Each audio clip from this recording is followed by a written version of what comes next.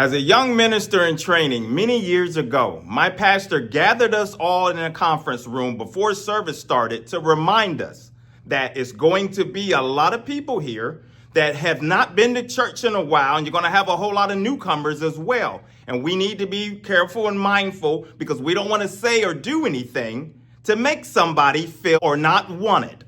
Well, I never forgot that, and I thank my pastor for that foundation that he placed within me of words of wisdom.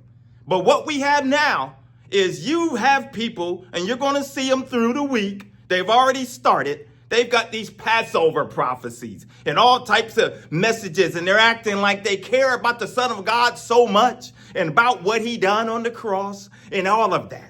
And they come across as loving, kind, and all of that. But just like when my pastor said, we need to be careful about how we conduct ourselves and how we can do things to make people feel uncomfortable and push people away.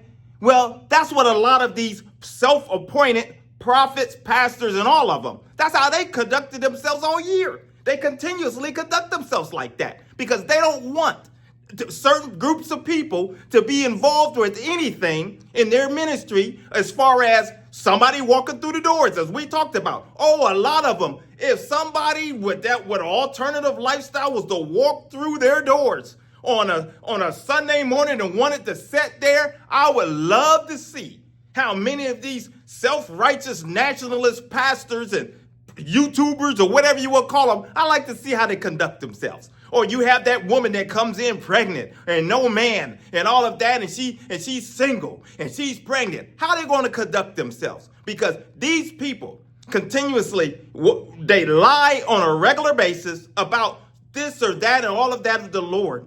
And they're going to just portray like it's just so holy. And we're going to talk about the Holy Week of the White House too in a message, because that's a whole nother message that I'm going to talk about right there, because somebody on a higher end that continuously has allowed things to happen within the Christendom on as far as the negativity that's being brought to it, he's responsible for one of the main characters, and we're going to talk about him.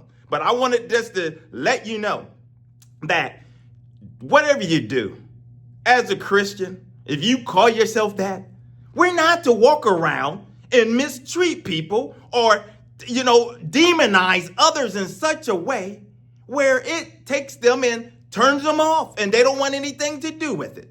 So that's where we are right now. So they can put up their little charade up on YouTube and act like they're your friendly, pastor or friendly minister or prophet for the week. But they're nothing but liars because they've been lying every other day. They'll go right back to the same old thing because they're not concerned about souls giving their life to the Lord. They're not really concerned about that. They're concerned about this: moolah, money, power, fame. That's what they're worried about. They're not worried about anything else, because if they were so concerned about souls, they'd be worried about their own soul. They wouldn't be lying on the Lord. They wouldn't be set up with their camera on YouTube and doing false ministries and sitting there and instead of having their butts out there actually trying to share the gospel the right way, do things the right way. They decided for some of them, I'm going to do a shortcut. Oh, I like this social digital media age.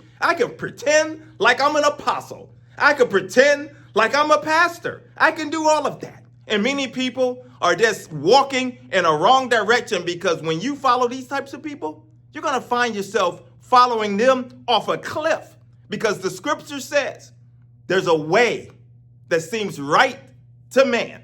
And that's neutral for you, right to man, woman, boy, girl, whatever. A way that seems right to man. But the end result is death. Don't you let somebody destroy you and walk you off a cliff. And as we continue to talk about the issues the church run away from, take the devil head on, punch it right between the chops. Evangelism for God is the channel. My name is Maurice Braxton. Until the next video, my friends, take care. God bless.